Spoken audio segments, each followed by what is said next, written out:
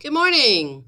This is The Other Side of the River, and it is the sequel to Alda P. Dobbs' first book, The Barefoot Dreams of Petra Luna.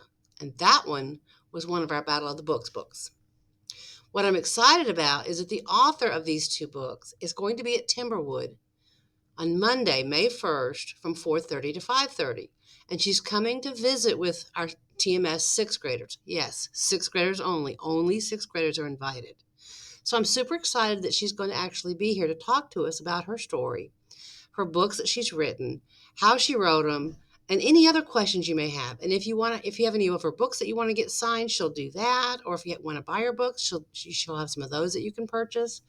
So it's a really cool thing. But what I thought I'd do today is share with you a little bit from her sequel, The Other Side of the River.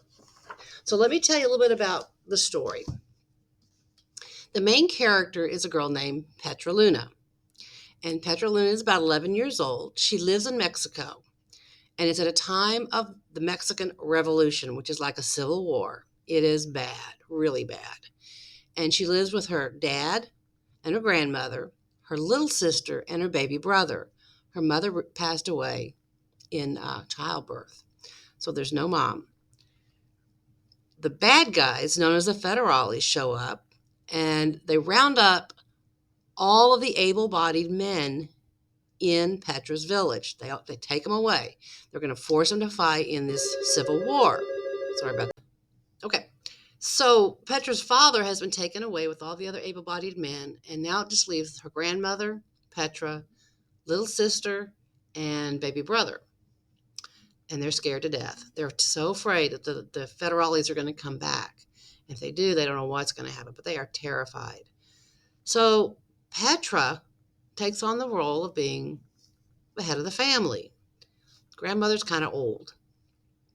And they all decide that it's too dangerous to stay in their village. And they have this vision that if they make it to the United States, they'll be safe. But between their village and the United States is hundreds of miles of open desert, full of predators, full of bad hombres, full of all kind of dangers that can leave them hurt, killed, ill, starving, all kind of things stand in their way. But they decide that that's better than staying in their village. It's just not safe anymore to stay in their home. So they leave everything they know behind, everything. And they just pack what they can carry and they leave. Now, I'm going to read to you from the prologue or the beginning of The Other Side of the River by Alda P. Dobbs, who again is going to be here on Monday, May 1st, after school to talk to our sixth graders here in the library. Okay. So here's her dedication. For my mother, thank you for teaching me to love my culture, my language, and all people. And for all immigrants who are forced to abandon their home in pursuit of a better tomorrow. Prologue.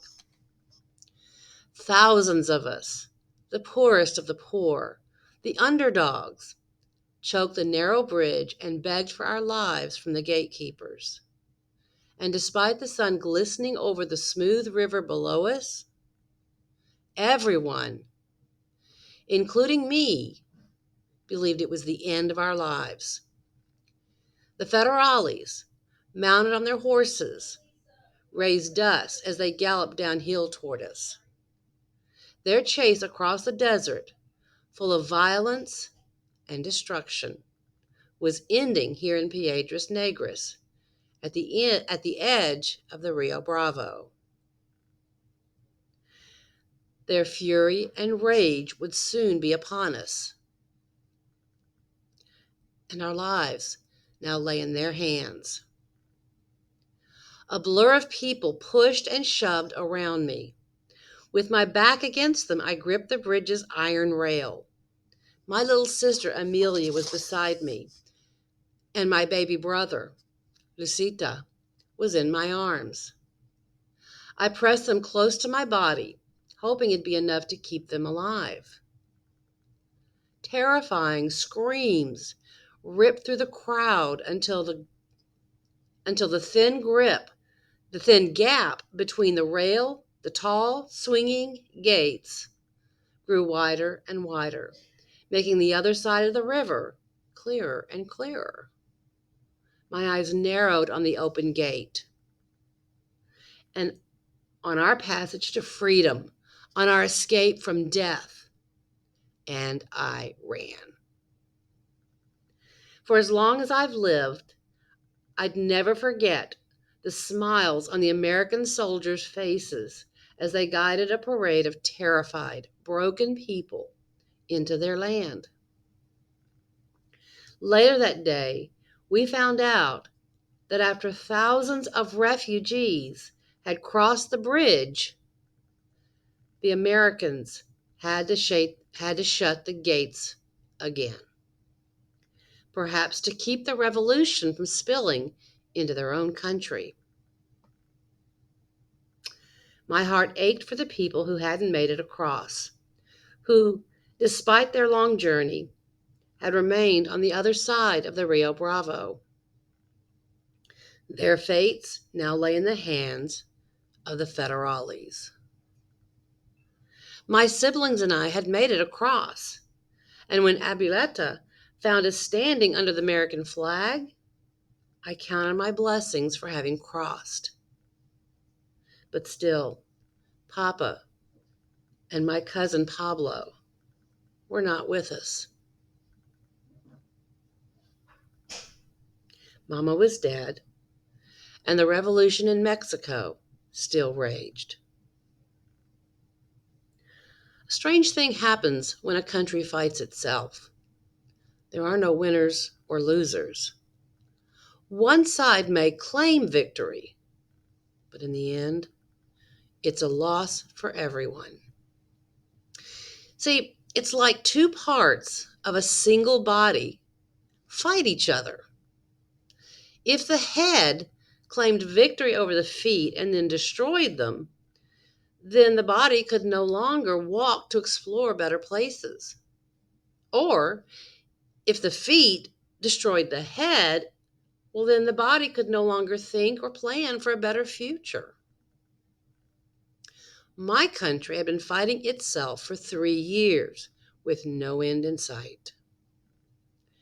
My family and I fled before the deep rift that tore our homeland apart. And as I stood under a new flag with my bare feet grasping new soil, I wondered about this new land. Had it ever fought itself too? How had it survived? Was it strong enough and able to provide the safety that my family and I had walked across the desert for? All I knew was that I was grateful this new land had opened its gates when we most needed it. And that is the beginning of The Other Side of the River by Alda P. Dobbs, the sequel to Barefoot Dreams of Petra Luna. I'll see you in the library after school on Monday to meet author Alda P. Dobbs. Come see me in the library if you have any questions.